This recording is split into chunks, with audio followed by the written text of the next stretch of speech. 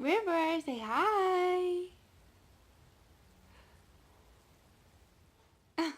Back to my channel. I'm Diauni, also known as the Heart Doula. Today I'm coming to talk to you all about creating and strengthening communication between you and your child. And I'm so excited about it. I feel like it's been a minute since I've been on here and a long time coming for this conversation. I've gotten a lot of questions and moms that just need advice, clarification. Yeah, so let's do it. So in this video, I really want to address different ways of communicating, different ways of interacting, introducing new methods of bonding, and also moving through a tantrum, what that looks like, gentle parenting as an overview, what that feels like, what that looks like, and why it's put into practice. And yeah, and I had a couple questions from moms on Instagram, so I'll answer those too. Mommy's earrings, do you like them? I love you. Thank you for being gentle. Thank you for being gentle with mommy's earrings. Oh my gosh. Oh my gosh. Oh my gosh. Oh, I choose the label gentle parenting because it is what I desire to embody. It's my intention when I'm parenting my children to be gentle. And there is firmness in gentleness. There is mindfulness in gentleness. There is awareness of your body, of your emotions, and also of your children. And I would say that there's a lot of misconception around gentle parenting in the sense of parents believing that because you are gentle, your children are going to be gentle as well. And that's not always the case. The point of it is to remember your intention, right? It's not to get your children to submit to you in a different way just because you're being gentle. Does that make sense? So when I'm speaking about gentle parenting, I'm speaking about my intentions and the way that I purposefully move through parenting, not necessarily the way River responds to my gentleness. His response is his response, and the way that he chooses to surrender or to follow his own movement is totally, his decision. I know that I don't have control of River's behaviors, of his feelings, of his person. He is his own person and he is entitled to all of that. Gentle parenting just means that I am intentional with gentleness and awareness throughout these challenging moments. When I first became a parent, it was with Alex, my first baby, and for those of you that watched my video, you know a lot about that story. But I knew that I couldn't continue to perpetuate the same habits and patterns that were subconsciously arising after River was born, that I had essentially been conditioned to fulfill through the way I was parented. And so for me, gentle parenting is counteracting that conditioning and really embodying who I want to be as a mother. Before we get into the more nuanced aspects of bonding and communication, I wanted to kind of talk about some of the things that I personally focus on as far as being a gentle parent. One of those things being observation through presence. So the way that I move with River is very hands off. Now, I do become hands on if we're playing together, if I'm trying to keep him safe, or if I'm demonstrating something for him, for example. But usually my role as his parent is observation. And I say this because for many of us, we are raised in households where everything was a control mechanism. We're always trying to control children to get them to move a certain way, to manipulate them to feel a certain way, whatever makes us comfortable, right? Or we were the children in these cases. So I really hold observation in high importance, as well as listening and surrendering. Pick your battles. We're not going to win every single battle, nor does every single thing need to be a battle. So really listening to what it is that our children are needing and desiring, and how can we move through those interactions with ease. Not only does this method allow you to stay in tandem with your children's needs, but it focuses the energy on you and what you need. So I would highly encourage every parent to create some kind of toolbox that you can use while you're with your child, or while you're taking space from them, to fill you up, to keep your cup full, so that you're not getting overwhelmed, so that you're not having these surges of anxiety, because what you need looks a lot different from what your child may need, right? And there's also ways to merge the two. So really creating a checklist for yourself when you're overwhelmed, go outside, take a bath, take a trip to the park, etc. Those are things that you can incorporate your child into as well. What do you need as a parent? Do you need more support from other adults? Do you need alone time?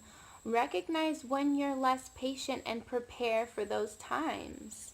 So what are you going to do when you've run out of patience? Are you going to cook? Are you going to breathe? Are you going to fall in line with what it is that you need and meet those needs? So one of the questions that I received was how to be patient with your child's behavior when battling your own anxiety. So first off, I would highly encourage you to stop claiming your anxiety. It does not belong to you.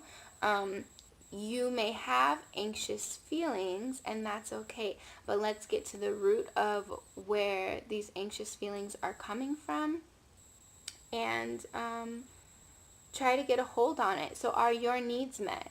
So a lot of things that I would do when River was little, smaller than he is now, is my carrier. It saves my life all the time. I just used it today in the grocery store. I had him on my back while we went grocery shopping.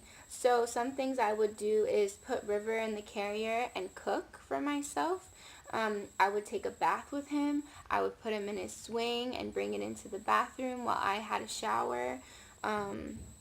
We would go on walks together. So find different things that really make you feel at ease, make you feel relaxed, and incorporate baby into them. If you feel that you just need more alone time and you're getting overwhelmed more easily with his behavior, then maybe find some extracurricular activities, find support from other parents, anyone around you that can support you in taking care of him so that you can get a breather. But really try to implement your breathers and make sure all of your needs are met if you have to be with your child. Because that's really important, that you're taking space. And also that when you're with your child, you're practicing presence. Because I notice that if I'm on my phone or I'm trying to answer an email at the same time while I'm with River, I will get more frustrated with him doing something as opposed to if all of my presence and my attention is with him. So practicing presence is really important. Practicing gratitude, getting out in nature, and even speaking out loud with your child, even if they can't speak. Baby, what are we grateful for today? Well, mommy's grateful for this and grateful for this. So that's really therapeutic, as well as indulging in your child's play. So what are some things that your child really enjoys doing, and play with them. Yes, imitate them. So children are so carefree, full of wonder, full of curiosity, full of imagination. Imitate that. That will really help put you in a space of ease, bring you back up into your heart and not into a space of fear, and allow you to move through your day with confidence and surety, playfulness and joy. As parents, it's really important that we're incorporating that as much as we can. As much as we can. And connecting. So your child is going to feel connected to you because they trust you, right? Because you're their primary source of life. And this is why I'm just so passionate about gentle parenting and attachment parenting, because what this style of parenting does is it ensures that your child can be dependent on you for as long as they need until they're ready to be independent. A lot of parents force independence onto their child by thinking that these milestones should be happening earlier than they should, and even forcing their child to do certain things independently that they're just not ready to do. And this creates anxious attachment as well as other issues in bonding.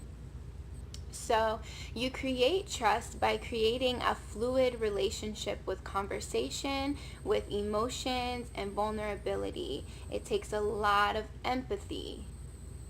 Yeah. Because what you're doing is you're constantly in communion with your child. You're constantly in partnership with them. It doesn't necessarily look like, a dictator in the masses. It looks more so like a partnership where you're ebbing and flowing, giving and receiving, etc. So your child is going to feel connected to you because they trust you. And the way that your child trusts you begins in infancy, when you are breastfeeding or you're co-sleeping or whatever it is that you're deciding to do. You're making the decision to allow your child to be dependent. And this is where we see the most research that shows healthy attachment. It's through these kinds of bonding behaviors. So because this video is intentional for communication, we're going to talk about that. So you're creating trust by establishing a fluid relationship with conversation, emotion, and vulnerability. So when I was working at Stanford, something that I shadowed was called PCIT. And what this was, it stands for Parent-Child Interactive Therapy. So when children will be removed from the home due to CPS, drug abuse, violence, whatever the case may be, and they would have visitation with their parent, the visitation will be monitored through a room with a one-way mirror. So on the other side of the mirror would be the playroom, the mother and the child, and maybe a counselor once in a while, or a facilitator.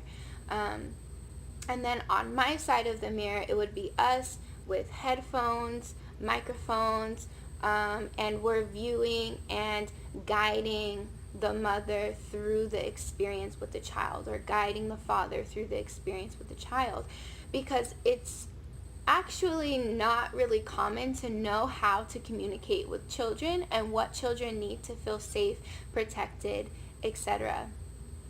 So a lot of the things that we focused on in PCIT was mirroring, imitation, and narration.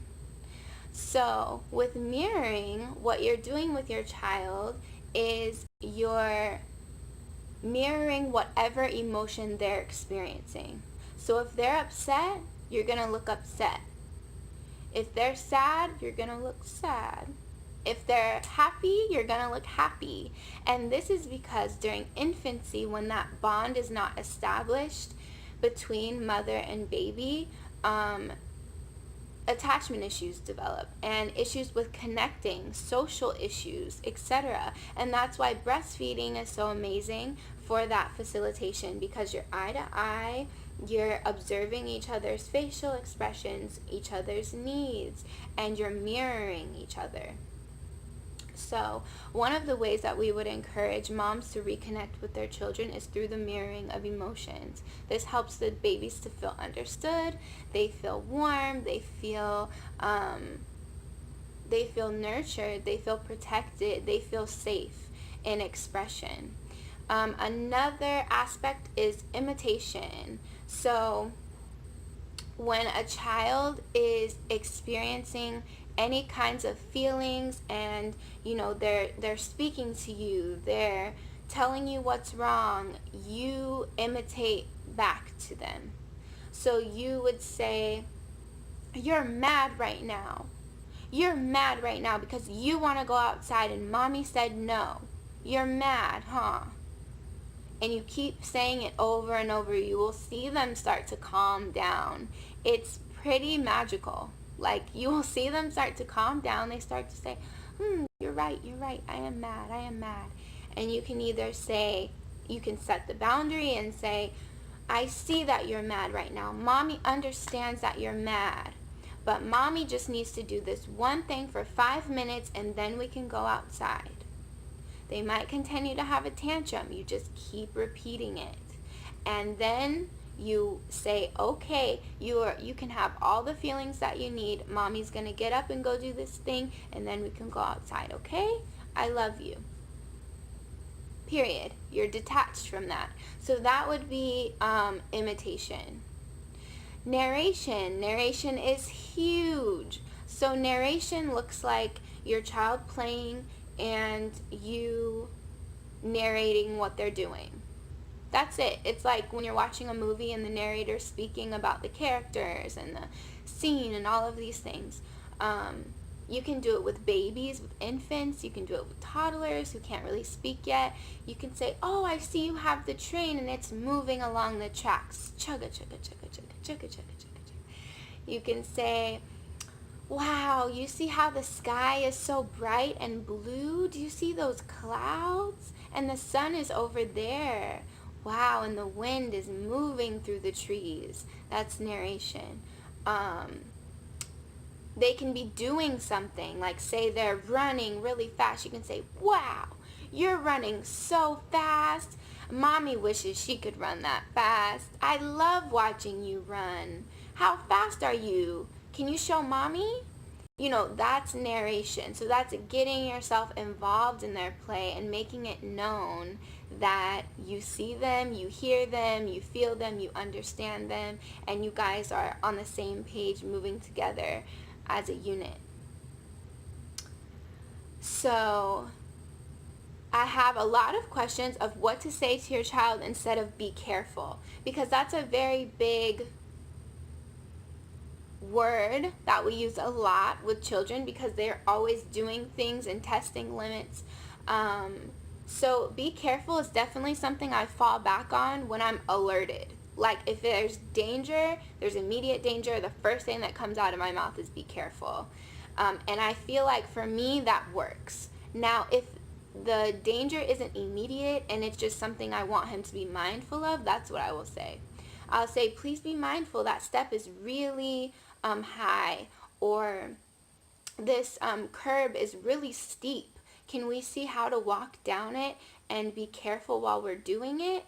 How does our body feel when we're running down this big hill? Were you a little frightened? It's okay. Next time you can try to go slower and lean back a little, put traction on your feet. Just anything where you're bringing awareness to their bodies without inciting fear that doesn't exist in them, I think is good. It's good. Because that was another question that I had. So, something I recently wrote an article about was vocabulary. And the way that we introduce vocabulary to our children, the way that we teach children to be mindful of language, to understand language, to repeat language. And I think it's really important for parents to know that we're literally creating our children's vocabulary through the words that we choose to speak, through the ways that we choose to navigate issues with them. This is how they're learning expression. So I do incorporate ASL with River, and I have since he's been about 10 months. And I did with Alex as well. And I did a video on my Instagram of some of the signs, but I have 5 signs that are amazing, and I feel like they last for so long. They can do them for so long until the words catch up. And they will still speak words even though they're practicing ASL. So this is milk. So we do this for milk. This is please, and River goes like this. That's his please. This is help. River goes like this. So this is help. What else? This is more. This is a very easy sign. A lot of babies do. And eat. So you know when they want solid food, when they're really hungry. Eat. So we do those signs, and like I said, River has been doing milk and please since 10 months and more. And he just recently started doing help and eat. Developing a really good, open, communicative relationship with your child really demands consistency, repetition, and empathy. It demands it. If you can be consistent with the words that you're saying and be able to slow down and repeat them multiple times, your children will quickly learn, even before they can speak, what it is that you're saying. So, for example, sometimes when I am helping River get into his car seat, he's holding a toy or toys in his hand, and I'll have to put them down to put his arms in the straps. And for a normal child who is not really communicated with a whole lot, they'll probably flip out because they'll think I'm taking the toys away. But because I've narrated that situation so many times for River, and I've said, okay, River, we're getting into your car seat now. Mommy has to put your toys down so I can put your arms through the straps. He understands and he doesn't flip out. You know, and I'm not saying there aren't cases where he's overly tired or he's super hungry and, you know, we're out and about and it happens. It does. But because I narrate so much to him, River understands pretty much everything I'm saying. If I say, okay, River, it's time to take a bath now. Are you ready? He'll go like turn off his TV or, you know, come to me and like put his arms up because he knows it's bath time. So consistent narration of what it is that you and your child are doing is super helpful. I tell his dad all the time, and I feel like this could be a man thing, a generational thing, but he'll just do something to River, like lay him down and start to change his diaper, and River will freak out. And I'm like, you have to slow down and speak with River through that process. What if somebody just took you and threw you down on the bed and started taking your pants off, and like you'd be like, what is going on? You would freak out, right? So we have to give that same respect to our children. Okay, it's time to eat now. Would you like to come sit in your chair so you can eat your food? This is your food Mommy got you. Yeah, you can have it, but you need to sit down before Mommy can give you your food. So that's an example. Do you see how many times I just said that? That's what it constantly looks like with River. Or, okay, River, it's time to go outside. Let's put on your shoes.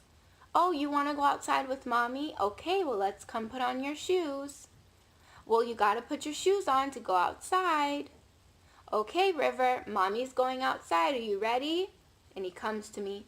Okay, let's put on your shoes. Like, it takes all of that because I'm not going to force River into doing all of these different things that he actually wants to do without him being in an understanding kind of flow with me. Does that make sense? Like, I need him to be fluid. I need him to understand. And I have to be patient and be willing to practice this repetition until he understands on the first or second time. So, tantrums. What to do in the thick of a tantrum? So first of all, let's talk about observation and listening, like we discussed in the beginning, right? So with observation and listening, you're constantly watching your child and you're listening for cues, what it is that they need, right? So usually a tantrum develops when their cues haven't been understood by you and they're not getting their needs met. For sensing an on-break of a tantrum, the first thing that I do is address the need. Are they hungry? Are they tired? Do they need outside play? What's actually going on underneath the behavior, right? Because children experience these complex emotions, waves of like hunger and helplessness, being completely antsy and also desiring to lay down. You know, they have these contradictory feelings, but they cannot express them verbally, right? So they need you to give them the words for them by narrating and also help them meet that need. So you talk to them, you repeat what it is they want. Helps them understand. Are you hungry? Do you want to eat? Is your belly hurting? Do you need to eat?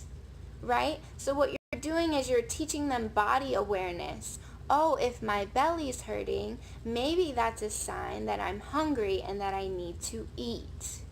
Right? But they don't have that language, and that's why you have to give it to them. So you ensure that they get what they need, right? And that's a lot of times how you quell an oncoming tantrum. So let's get into what you do during a full force tantrum. Alright guys, so I know this is super far away for you, but I'm just going to read section by section and talk a little bit about each part and what it means for me. So the title says, I am a gentle parent, and this is what I look at when River's flipping out.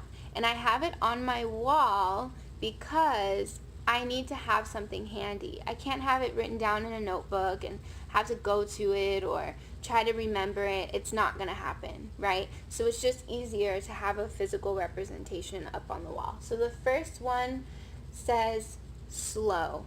That's number one, slow. It says, I make the decision to connect to myself and my breath. I slow down and bring awareness to my body. I listen and observe. Needs. Tantrum is first happening, your automatic response is to control the behavior, right? But a lot of times what needs to happen is we need to take a step back, take a breath, check in with ourselves. Are we hungry? Are we tired? Let's identify our needs before we get on our children for whatever it is that they're experiencing, right? So that's the point of slow down, slowing down. The next one is realize or acknowledging.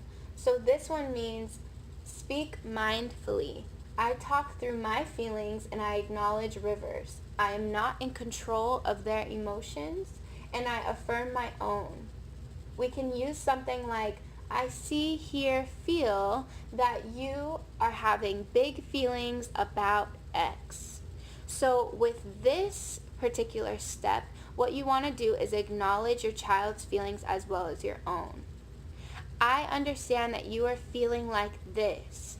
Mommy is also feeling like this. I'm sorry that you're feeling this way, and what we're going to do now is we're going to take a step back and let's breathe, let's slow down, right? So we're incorporating both of these steps together.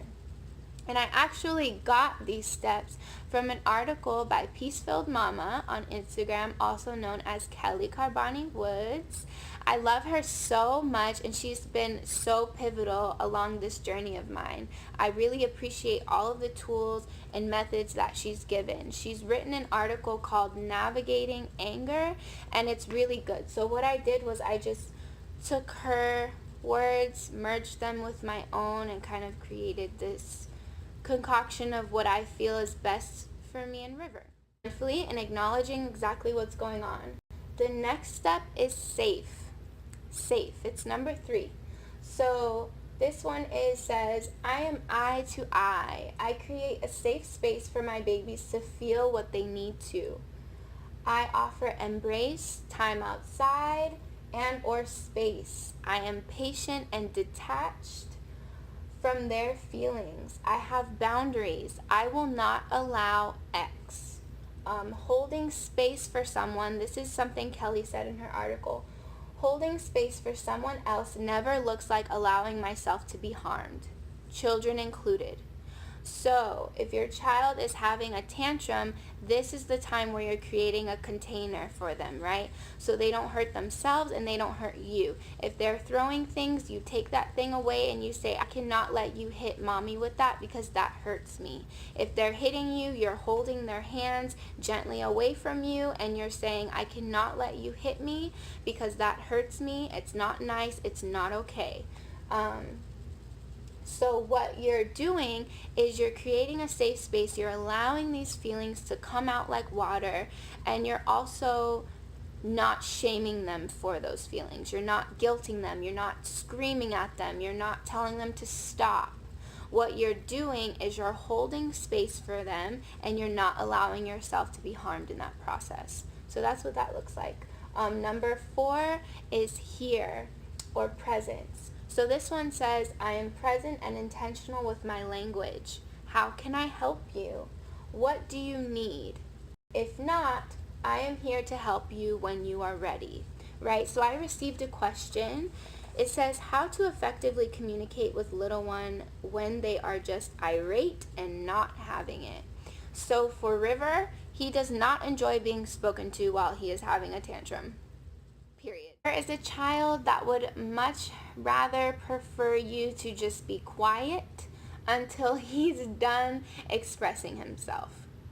He does not want a talk about what's happening, what's going on, what he may need at the time. So I do empathize with River's feelings by meeting him where he is and saying, I see that you feel X, but I also don't try to suggest any ideas or solutions yet. And that's what here is. So it's, how can I help you? What do you need? So if I just see that he's frustrated, of course I can go in and do that. But when he's having a full-on tantrum, that's not really an option. So a lot of times I say, okay, mommy's going to take a step back and I'm here to help you when you're ready. And sometimes that looks like me sitting next to him, doing something while he's having a tantrum. Sometimes that looks like me, stretching or breathing or doing whatever it is I need to do to take care of myself while he's having his tantrum. I don't sit there and stare at him while he's having his tantrum because it's not effective for him. So that is that. The next step is reconnect. So this is an opportunity for you and baby to reset. So it says, we reconnect in a space of forgiveness, love, and ease. We hug and there is an invitation to play and cuddle. So something I also took from Kelley's article is she says, we are connected to being loving moving forward. So if you're not going to force your child to apologize, something that you can say is, we are in a committed, loving relationship with each other as a family, and we're going to be committed to being loving moving forward. So that's an opportunity to reconnect, to hug, to play a game together, to embrace after hard feelings and hard conversations, because you want your child to feel unconditionally loved, supported, and forgiven after a space like that, right? That's how they continue to stay open. That's how they continue to trust. That's how they continue to navigate these really hard feelings and allow you to be an audience to them. For a lot of children, they will stop emoting if they don't feel like they're going to be supported, or they'll learn to suppress their feelings, and or they'll constantly have these feelings because they're not getting what they need from them. So the very last step is debrief. So it says, at this time, I share how I feel and talk about what happened. I also listen to their feelings and what they feel happened. We discuss different ways to communicate our feelings, use our hands, and move our bodies. Self-study. So what happened? How did you feel about your response? What can we do better next time? Etc. So the same way that you evaluate yourself, you will help your children to self-study and self-reflect. And this is not a moment for shaming. This is a moment for learning, for growth, for embracing through these changes and these hard feelings, because that's what we need. And at the end, I wrote, I love you unconditionally. So those are my steps for navigating a tantrum. And I hope they were helpful. I'm going to go over them one more time. So number 1, slow down. Number 2, acknowledge what's happening. Number 3, be present.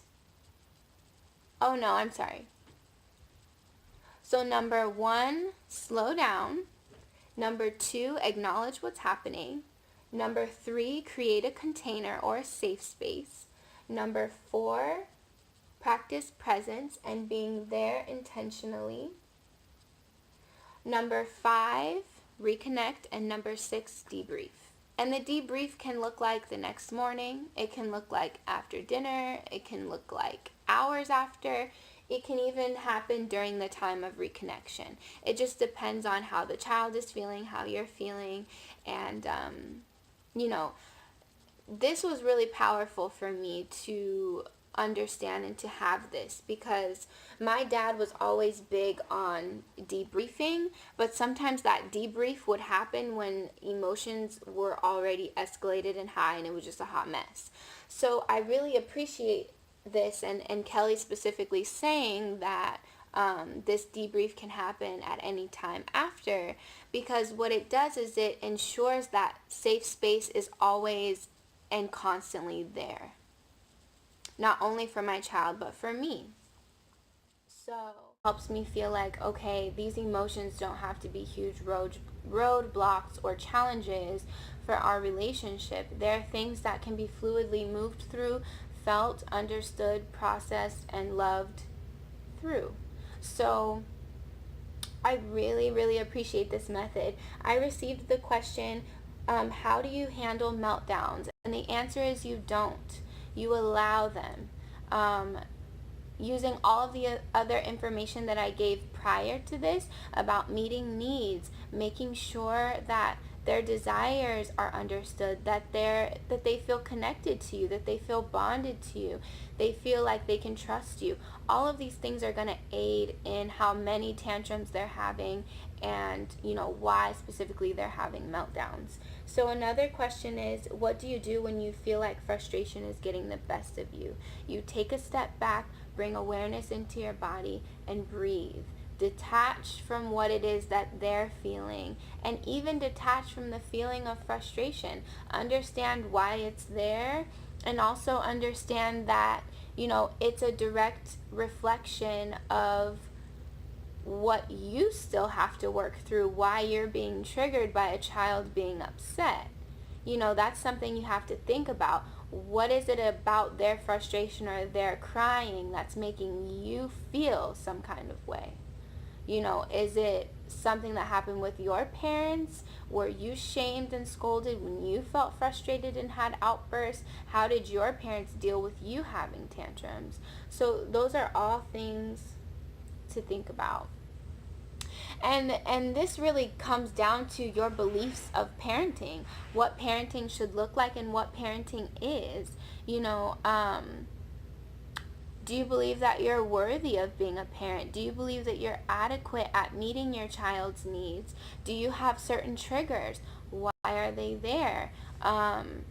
What are your beliefs surrounding child-adult relationships? Mother-son, mother-daughter, father-son, father-daughter. What is going on subconsciously that's creating your parenting style? I think that's really important. Also, something I remember is being an active participant in a partnership with my child rather than a hierarchy. Because what I don't want to do is make myself this epitome of being and make my child feel inferior to my word, to what I do. I understand that River is an individual expression. Alex is an individual expression. They're their own little people that get to that get to be who they are. They get to feel what they feel. They get to experience what they came here to experience, right?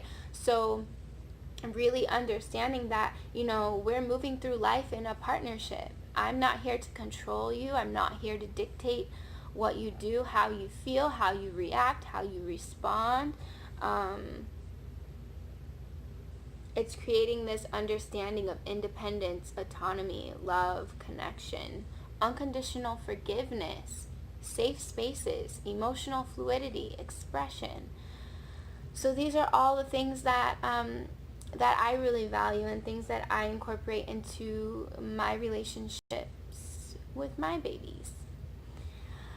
So I just wanted to say that for you guys. I've been planning this video for so long and I just haven't had the time or energy to do it, and I'm really glad I finally got to sit down and do it.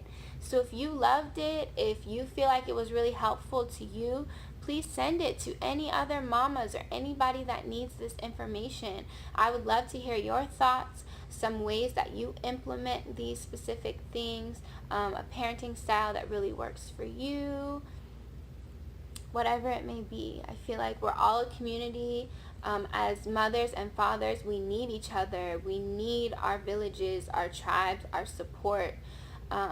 We need to feel like we're not isolated in this. And I want you to know that you're heard, you're understood, you're felt, you're loved, and so are your babies. So are your babies. So I'll see you guys next time. Bye.